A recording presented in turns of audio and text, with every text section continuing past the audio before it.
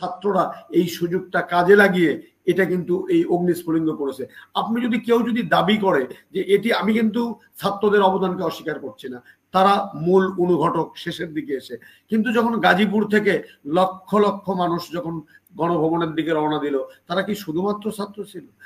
যেখানে সাইদ তাজা রক্ত ঢেলে দিয়ে পুলিশের সামনে দুহাত প্রসারিত করে এই আন্দোলনকে ত্বরান্বিত করলেন, এই আন্দোলনকে অগ্নিস্ফুলিঙ্গের মতো সারা দেশে ছড়িয়ে দিলেন, সেই বিশ্ববিদ্যালয়ে যদি পতিত সরকারের একজন কাছাকাছি মানুষ, আমি ভদ্রলোককে চিনি না, কাছাকাছি মানুষ যে সমস্ত জিনিসগুলো দেখছি, এটি ভালো কোনো মেসেজ দেয় না। সবার প্রতি অনুরোধ করব, নিজেদের দায়িত্বগুলো সুচারুরূপে পালন করেন না এই অভিযোগ করছি না, আরো সুচারুভাবে করার চেষ্টা করেন।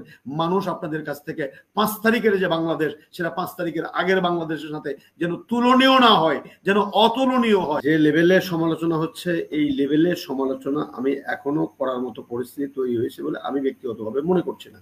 তবে সিনহা ভাই কিছু যৌক্তিক প্রশ্ন উত্থাপন করেছেন, সেগুলা নিশ্চয়ই তত্ত্বাবধায়ক অন্তর্বর্তীকালীন সরকার এগুলা খুব খুব খুব গুরুত্ব সহকারে ভেবে দেখবেন, গুরুত্ব সহকারে, লজিক্যাল প্রশ্ন।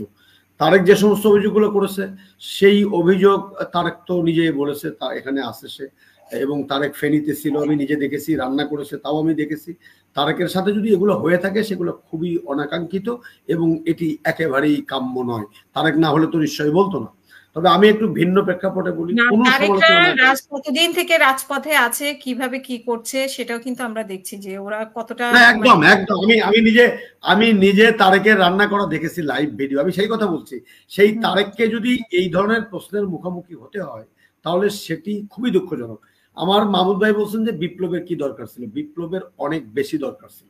কারণ গত 18 বছর শেখ হাসিনা এবং মাহমুদ ভাইদের দল মিলে বাংলাদেশের মানুষের যে গলা টিপে ধরেছিল, এই গলাটা মুক্ত করা দরকার ছিল, সেটি মুক্ত হয়েছে।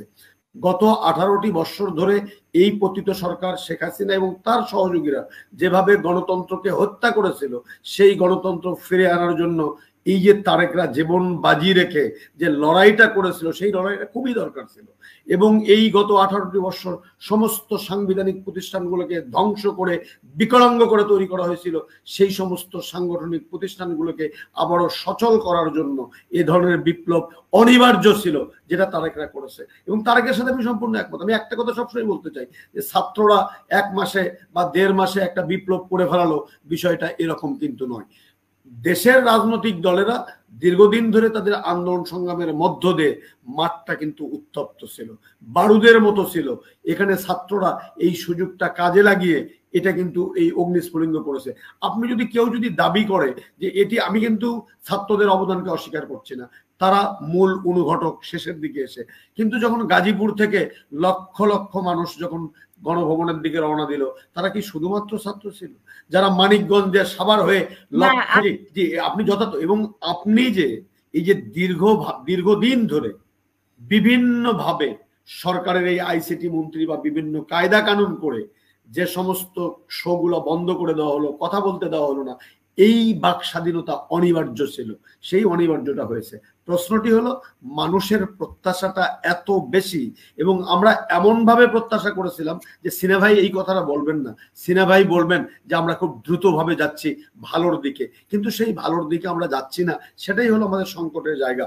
এখানে ফারুক বলেছে, এখনো যখন দেখি একদিনে অনেকগুলো 56টা ডিসি নিয়োগ হয়, তার প্রায় 80% হলো পতিত সরকারের লোকজন। এখনো যখন প্রধান বিচারপতিকে বলতে হয় যে পতিত সরকারের লোকজন আছে, এখনো যখন আমরা দেখি যে বিভিন্ন সচিব, বিভিন্ন লোকজন, তাদেরকে দিয়ে তো আপনার এই সংস্কার তো সম্ভব নয়। আপনি সংস্কারের কথা বলবেন, রাজনৈতিক দলের কথা বলছেন হাসিনা আপা, আমি ওয়েলকাম জানাই ছাত্রদেরকে, করেন না রাজনীতি, আপনাকে কোনো আপত্তি নাই, জনগণ আপনাকে ভোট দিলে আপনি হবেন। কিন্তু আপনি যে সমস্ত কথাবার্তাগুলো বলেন, এই কথাবার্তাগুলো মানুষের মধ্যে এক ধরনের সন্দেহ তৈরি করে, মানুষের মধ্যে মনে করে যে আপনার ক্ষমতার লোভ, যে সংস্কারের কথা বলছেন তার চেয়ে ক্ষমতার লোভটা বেশি হয়েছে। আমি তারেকের সাথে একমত, ওটা নিশ্চয়ই হচ্ছে কিনা সচিবের। আমি তারেককে একটি কথা শুধু বলতে চাই, তারেক আমাকে দেখেনি, হাসিনা আপা আপনি দেখেননি, মাহমুদ ভাই দেখেননি, তাহলে আজকে বাংলাদেশের 25টি বিশ্ববিদ্যালয়ে ভাইস চ্যান্সেলর নিয়োগ হয়েছে, বৈষম্য বিরোধী সমস্ত ভাইস চ্যান্সেলর কেন শুধুমাত্র ঢাকা বিশ্ববিদ্যালয় থেকে? রাজশাহী বিশ্ববিদ্যালয় বাংলাদেশের 2য় বৃহত্তম বিশ্ববিদ্যালয়, একটি লোক একটি লোক কেন এখন পর্যন্ত পদায়ন হয়নি? তাহলে বৈষম্যটা তৈরি কেন করছেন? কেন আমার ছাত্র বন্ধুদের বিরুদ্ধে অভিযোগ উত্থাপিত হবে? তুলে ধরেন ঢাকা বিশ্ববিদ্যালয়ে যে উপাচার্য নিয়োগ হয়েছে, উনি যে ওনার সাথে আমি সেটাও বলছি যে এমন ব্যক্তি, আপনারা অক্সফোর্ড তারপরে ক্যামব্রিজ খুঁজতেছেন, আমরা সাধুবাদ জানাই যে মেধাবীরা রাষ্ট্র শাসন করবে, কোনো অসুবিধা নেই। তাহলে যে ব্যক্তির বিরুদ্ধে প্রশ্নপত্র ফাঁসের জন্য দুদকে মামলা চলমান, সেই ব্যক্তি, যে ব্যক্তির সাথে শিক্ষামন্ত্রী, পতিত সরকারের শিক্ষামন্ত্রী, যিনি 1.30 লাখ টাকায় প্রিন্সিপাল বিক্রি করতেন, 2 কোটি না 3 কোটি টাকায় ভাইস চ্যান্সেলর বিক্রি করতেন হাসিনা আপা, আপনার এখানে কথা বলেছি আমরা আপনার শোতে, তার সাথে যখন তার হাস্যোজ্জ্বল ছবি আমরা দেখি, তখন জাতি কি মেসেজটা পায়? যে পতিত স্বৈরাচারের দোসররা যদি আজকে যদি এই প্রতিষ্ঠান পরিচালনার দায়িত্বে থাকেন, তাহলে যেখানে আসাদ সাইদ, যেখানে সাইদ তাজা রক্ত ঢেলে দিয়ে পুলিশের সামনে দুহাত প্রসারিত করে এই আন্দোলনকে ত্বরান্বিত করলেন, এই আন্দোলনকে অগ্নিস্ফুলিঙ্গের মতো সারা দেশে ছড়িয়ে দিলেন, সেই বিশ্ববিদ্যালয়ে যদি পতিত সরকারের একজন কাছাকাছি মানুষ, আমি ভদ্রলোককে চিনি না, কাছাকাছি মানুষ যে সমস্ত জিনিসগুলো দেখছি, এটি ভালো কোনো মেসেজ দেয় না। সমাজ বিজ্ঞান ডিপার্টমেন্ট ঢাকা বিশ্ববিদ্যালয় খুবই ভালো একটি ডিপার্টমেন্ট, সেই ডিপার্টমেন্ট থেকে কেন একাধিক ব্যক্তি ভাইস চ্যান্সেলর হন, অন্য কোনো ডিপার্টমেন্টে হয় না? রবীন্দ্র বিশ্ববিদ্যালয়ে হয়েছে একজন, আমার আইনের শিক্ষক হতে কোনো আপত্তি নাই, উনি হতেই পারেন, কিন্তু মানুষ খুশি হতো যে এই যে সংস্কার করছি, আপনি রবীন্দ্র বিশ্ববিদ্যালয়ে ভাইস চ্যান্সেলর নিয়োগ করতেছেন, তিনি একজন আইনের মানুষ, আইনজ্ঞ মানুষ, বা দেশে একটা আইন বিশ্ববিদ্যালয় হওয়ার কথা, তার ভাইস চ্যান্সেলর হতে আমরা ভালো ফলটা সেখান থেকে পাইতাম। সেগুলো হচ্ছে না, আর না হওয়ার কারণে এই ক্ষোভের জায়গাটা। আরেকটি কথা বলি ছাত্র বন্ধুদেরকে, হয় ভাই তোমরা ক্লাসে আসো, লেখাপড়া চালু করো, তোমাদের তো ক্লাসে আসার কথা, তোমরা তো বলেছিলে যে হলরুম খুলে দিতে হবে, ক্লাসে যেতে হবে। ক্লাস বাদ দে, এই যে জেলায় জেলায় যে সংস্কারের জন্য দল গঠন করার জন্য আমার কোনো আপত্তি নাই, কিন্তু এই যে শিক্ষা ক্ষেত্রে যে একটা সুনামি হয়ে গেল গত দীর্ঘদিন হাসিনা আপা যারা করলো, সেই শিক্ষা সংস্কারের জন্য একটি কমিশন হলো না। আমি একজন শিক্ষক হিসেবে আমার খুব কষ্ট লাগে। এখন পর্যন্ত জানি না আপনি খিচুড়ি রান্না করা শিখবেন নাকি বালিশ গোছানো শিখবেন, আমি এখন পর্যন্ত জানি না যে আপনি কি ডিম ভাজা শিখবেন নাকি মশারি গোছানো শিখবেন, আমি এখন পর্যন্ত জানি না। তাহলে এই শিক্ষা ক্ষেত্রে যে ঘটনাগুলো ঘটছে সেগুলো আপনি দেখবেন না? এই যে বিষয়গুলো, শিক্ষা কমিশন হলো না, শিক্ষাকে জাতির মেরুদণ্ড বলি, সেই মেরুদণ্ড ঘুণে ধরে একেবারে ফোকলা হয়ে গেছে, সেখানে কেন একজন বরেণ্য শিক্ষাবিদকে দিয়ে সেই শিক্ষা কমিশন গঠন করা হলো না? যে কমিশন অন্তত জাতিকে, সকল ধর্মবর্ণ এবং অধিকাংশ ধর্মাবলম্বী মানুষের সমস্ত মতামতকে, দেশের কৃষ্টি কালচার সংস্কৃতিকে শেষ করবো হাসিনা আপা, এক জায়গায় করে এই কাজটি আমরা করতে পারলাম না। আমি শুধু এতটুকু অনুরোধ করতে চাই, সংস্কার দরকার, কিন্তু এই সংস্কার করতে গিয়ে আমার সিনহা ভাই বলেছেন যে সাংবিধানিক যে বাধ্যবাধকতার জায়গাটুকু আছে, এটা কিন্তু অনুমোদন করে নিতে হবে একটি রাজনৈতিক সরকারের কাছে। তো অতএব আমি বহুদিন হলে বলার চেষ্টা করছি যে ভাইরে, আমরা তো টক শোতে বলতাম আলোচনায় বসেন, আলোচনায় বসে রাজনৈতিক সমস্যাগুলো সমাধান করুন।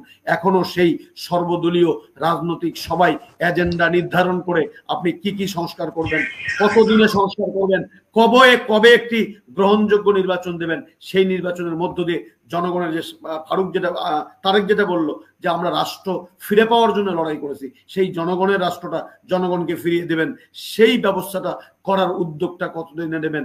এটা যত দ্রুত নেবেন তত আপনাদের প্রতি, এই যে আপনাদেরকে নিয়ে বা সরকারকে নিয়ে মানুষ যে এত আলোচনা করছে, এত রকমের ভুলভ্রান্তি ধরার চেষ্টা করছি আমরা, সেই কাজগুলা কিন্তু খুব সহজ হবে। আমি ইন্ডিয়া সফরে শুধু একটি কথা বলি যে এটি হয়নি, এতে আমাদের আশাহত হওয়ার কিছু নেই, কারণ ভারত তো বাংলাদেশের বন্ধু নয়, ভারত তো আওয়ামী লীগের বন্ধু, শেখ হাসিনার বন্ধু। অতএব শেখ হাসিনার বন্ধু বাংলাদেশের বন্ধু ডক্টর ইউনূসের সাথে মিটিং করবেন বটে, এটি ভাবার বোধহয় কোনো যৌক্তিক কারণ নাই। আর একটা সমালোচনা যেটা হচ্ছে, আর একটা কথা বলে জবাব দেই, আমার সিনা ভাই বলছেন 5 জন 57 জন, এটি না হলে ভালো হতো। কিন্তু আমি দেখছিলাম যে 73তম এবং 74তম জাতিসংঘের অধিবেশনে 344 জন এবং 353 জন লোককে নিয়ে শেখ হাসিনা গিয়েছিলেন। কোভিডের মধ্যে উনি গিয়েছিলেন 146 জন লোককে।